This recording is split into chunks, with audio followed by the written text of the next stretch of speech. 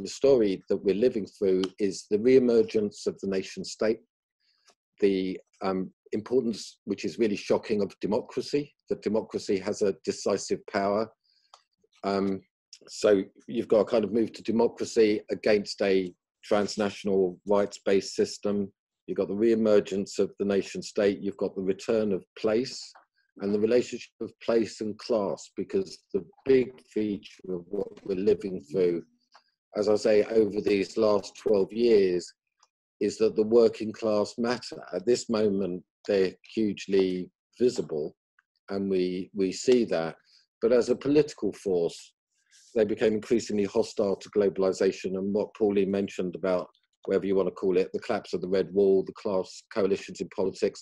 You saw that in the Brexit referendum. You saw it again last December, that there was a decisive vote against liberal globalization, is what happened. So the first is the return of democracy, nation state, the working class, and then the places that they live in, which is the way that I want to order and organize tonight's conversation, because I don't think we can think about the return of place unless we look at the way that places were denuded of any capital assets, any fundamental institutions beyond the sort of governmental forms.